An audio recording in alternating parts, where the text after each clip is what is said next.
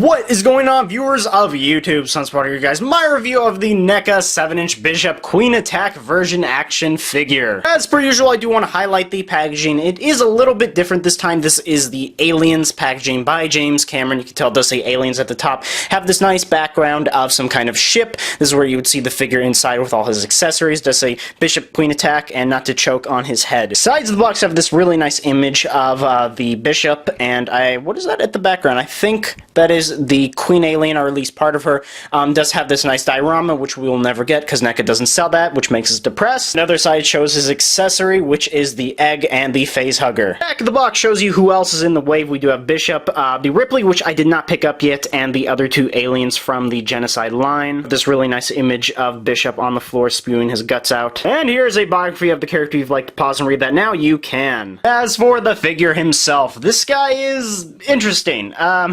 As you can tell, I do have him in a very Exorcist type of pose right now, and I do have my reasons for that, one of which being this guy can't quote-unquote stand, considering he doesn't have legs, and the support on his back is just really poor. So let's just take a closer look. Okay, so I'm going to get a little bit controversial about this figure. Now, the head sculpt is weird. The Bishop we got from the first line of Aliens was way better than this one. It actually looked like Bishop. This one looks like an anime character. I mean, his eyes are just way too big, very glossy. You could barely even tell if there's any white in there or anything.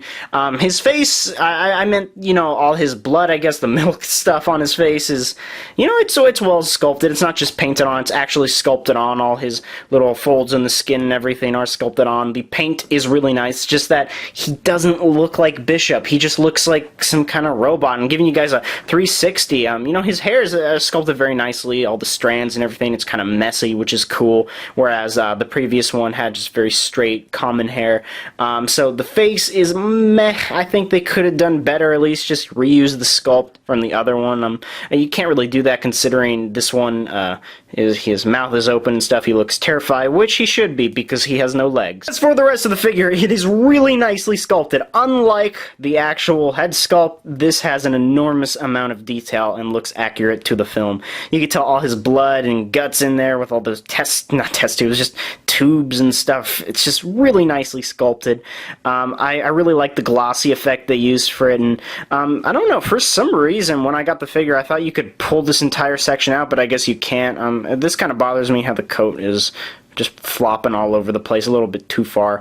I'll get to that in a minute, but you could tell the amount of detail they put is so well, and just, you know, with the arms, you know, there's his blood and stuff. The hands are really nicely sculpted with the veins and everything. I just love it. There's his little Nostromo logo. His watch is really nice, and just his back is way too flat. I mean, you could tell they really did a good job for, like, doing all the folds in the cloth and everything, and how all the blood kind of just forms with the clothing as well. That's really nice how it's kind of just in there, but it's too flat. I look at him, it's like somebody crushed him or something. I don't know what is happening with this guy. I guess that's why he looks terrified. You guys, closer look at all the blood and guts in there. Really nice. Love what they did. It's actually rubber and stuff. Or at least certain pieces are rubber, so you don't have to worry about it just plopping off or something. His arm is a little bit too loose. I'm not going to articulate that at all, so that's just a bit of a heads up for y'all. A better look at his badge and all these straps and everything. His arm with his watch. Just such great detail. The only problem is the head, and it still bothers me. I don't know why. Just you guys a better look here, but as for articulation, this guy does have a decent amount. His head can rotate fully. Just be careful not to plop it off because the paint can go forward that much, back that much, side to side. You can swivel and everything. Do whatever you want. This arm, again, the shoulder joint extremely loose. You can even tell that it's just plopping out of the figure, so I'm just going to deal with his right arm here. Can rotate fully, and you know the clothing is rubber, so you do have a lot of leverage. Go out, in, forward, back. His elbow has the full rotation, does have a 90-degree bend. You can actually go back just a little bit. His wrists do have a full rotation, go forward, back, side to side, however you want. I guess his guts can move. I mean, yeah, I guess, yeah, he actually has some kind of chest slash abdomen articulation question mark. As for size, you would imagine that this is literally half a NECA figure. I do have the former bishop here, the superior bishop in my opinion, and the slightly taller NECA predator. And here he is next to my alpaca.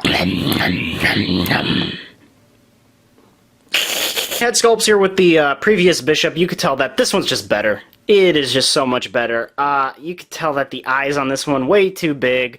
His head is just weirdly misshaped, and this one just looks like Bishop. I forgot the actor's name, I should know it, but just this one. As for accessories, Bishop does come with this to scale egg, not really to scale, because if you look, I do have regular Bishop right here. This, I guess it's to scale from the movie. My dog's barking behind my window here. But you can tell this has some pretty cool detail, really glossy, a lot of paint decals on this, and it's just nice to have an alien egg that's to scale. And this would not be an alien egg if it did not have its dedicated face hugger. Unfortunately, the legs on this are not articulated. The little tail here is rubber and it has a lot of leverage. But you can tell it has some pretty nice paint decals, very glossy, like the brown and the gold, how they mix together. A little bit of yellow and stuff. The bottom appeared really pink, as weird as it sounds, really pink on the box. It's actually just dark red or burgundy in person. Don't take my word on that though, because I'm colorblind. So overall, this guy he's okay. You know, he's really required if you have the Queen Alien, if you're trying to build your army, or just that final battle with Ripley and the power loader. This guy really is necessary. I feel that NECA kinda should've included his legs, because the Queen Alien at the end of Aliens, and if you haven't watched Aliens, I don't know why you're watching this review. I don't know what you're doing with life. Go watch it if you haven't. The Queen Alien did rip him in half, so his legs are somewhere, and they need to be here. Unless they sell them separately, which would just, that would just make me laugh. That said, people, if you did enjoy this video, please like, subscribe, comment, do whatever you viewers do on a daily basis, and I will see you guys in my next video.